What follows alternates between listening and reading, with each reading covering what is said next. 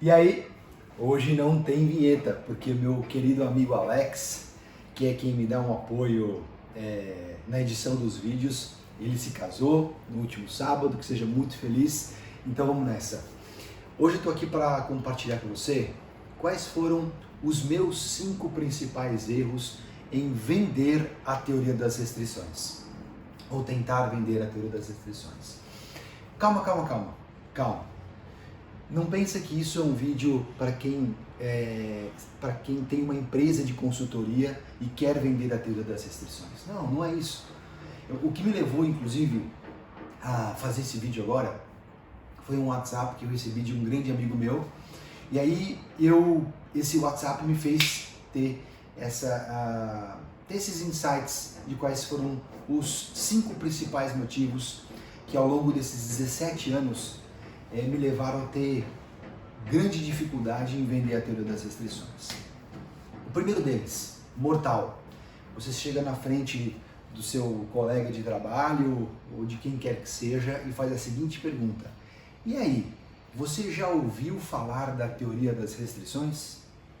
É mortal. A probabilidade de você ouvir um sim é média, não acredito que seja baixa. Muda a pergunta. Ao invés de você perguntar se a outra pessoa já ouviu falar da teoria das restrições, a pergunta é a seguinte: e aí, você já leu o livro A Meta, o livro Corrente Crítica, o livro Não é Sorte?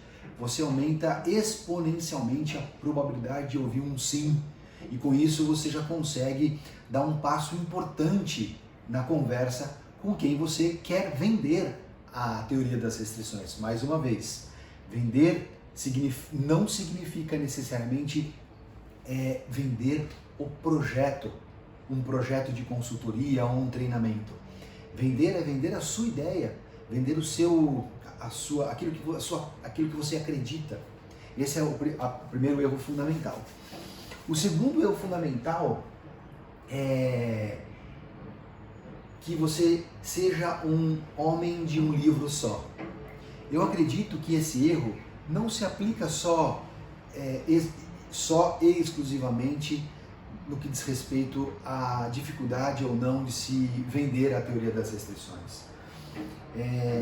Claro que eu tenho algum tipo de livro e alguns autores que eu gosto de ler mais, mas eu percebi de que ler outros autores que aparentemente vão de encontro e não ao encontro às minhas crenças, isso me ajuda de forma significativa. A primeira é quando, ao ler um autor de um assunto que não necessariamente eu concorde com o ponto de vista dele, isso das duas uma, ou reforça o meu ponto de vista, ou a segunda possibilidade faz com que eu mude de opinião, né? E mudar de opinião já vai para o terceiro risco fundamental de se você quer vender a teoria das restrições, que é, olha, a teoria das restrições é melhor que a metodologia X, é melhor que a metodologia Y, é melhor... Para! Sabe por quê? Isso aqui não é uma corrida de egos, isso aqui não é uma corrida de quem pode mais. Eu estava numa reunião essa semana e uma das pessoas trouxe: pô, mas quem é que foi criada primeiro? A teoria das restrições é uma metodologia W? E a minha resposta na hora foi que eu acredito que, ok, é relevante qual foi a metodologia que foi desenvolvida primeiro, mas talvez, para não falar mais relevante, mas tão relevante quanto, eu acredito que as metodologias de gestão disponíveis, elas são grandes caixas de ferramenta. E quando no erro anterior nós nos tornamos um homem ou um profissional de um livro só, a gente só tem uma caixa de ferramenta. Se eu passo a ler mais livros, se eu passo a participar de mais cursos. É claro que foco é fazer o que deve ser feito e não fazer o que não deve ser feito. Dentro de um plano, eu realmente acredito, voltando para o terceiro ponto, de que não é uma questão se a teoria das restrições é melhor ou pior do que outra metodologia. É quais as ferramentas nós vamos sacar dessas caixas de ferramentas a depender daquela realidade específica que nós estamos abordando.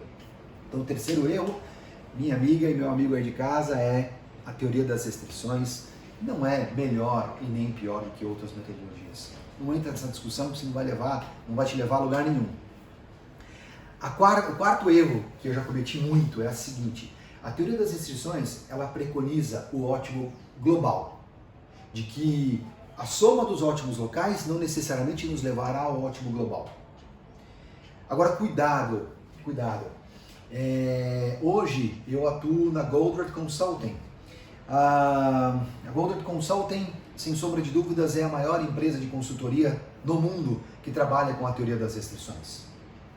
E por que eu estou falando isso?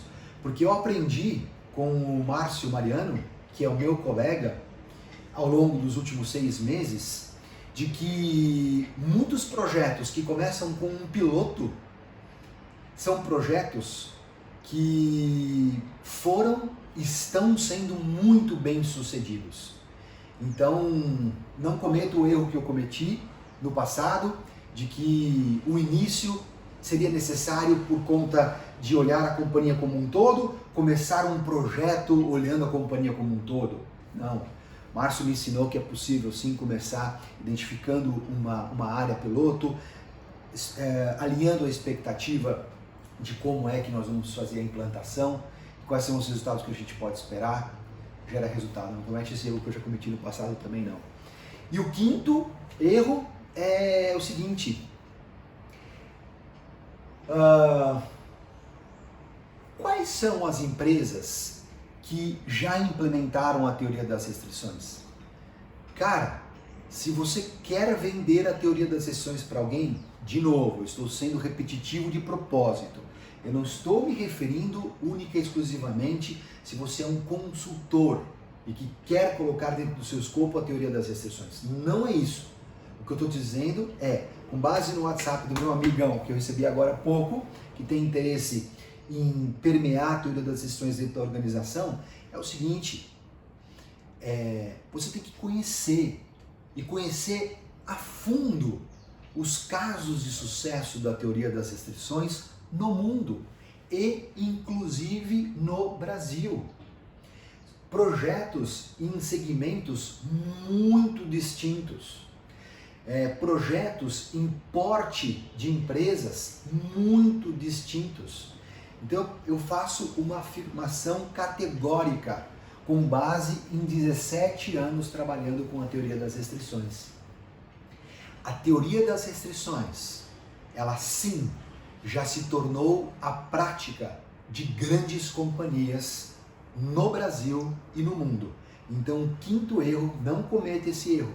Não vá vender a teoria das restrições sem com que você conheça os resultados práticos que ela já gerou ao longo dos últimos 35 anos. Bom, eu tinha tomado nota aqui de 5 erros que eu cometi, mas eu vou trazer um outro erro que me veio à mente agora. Não queira emitir a nota fiscal para o seu cliente antes de emitir um certificado para o seu cliente. Eu vou explicar. Quando eu entrei na Goldratt Consulting, tive a honra e o prazer de fazer parte da equipe da Goldratt Consulting. O primeiro livro que foi me sugerido pelo Áureo Vilagra, que é o CEO da Goldratt Consulting na operação aqui no Brasil e também em Portugal, foi esse aqui, Odeio Vender. Esse livro eu adquiri literalmente no dia 19 de fevereiro desse ano, às 10h47, e eu aprendi com este livro e aprendi muito ao longo dos últimos 6 meses que um dos maiores erros, e talvez eu creio, talvez não, eu acredito que, e o fato de eu acreditar não significa obviamente que você acredita, eu acredito que o maior erro no processo de venda, inclusive na venda da ideia da teoria das restrições, é você queimar etapas, é você querer acelerar o processo da compra da ideia. Então essa foi um grande aprendizado que eu tive na minha vida profissional, agora no ano de 2020. É isso. E você? Quais foram os erros que você cometeu vendendo, seja um projeto de consultoria ou eventualmente a ideia da teoria das restrições? Compartilha comigo, vai ser um prazer e para mim é muito importante poder trocar essas experiências para que a gente possa juntos fazer melhor e mais. Como o meu vídeo não vai ser editado, eu também não sei editar sozinho, dá uma olhadinha aqui na minha pequena biblioteca da TLC enquanto eu dou a volta e encerro esse vídeo. Até a próxima!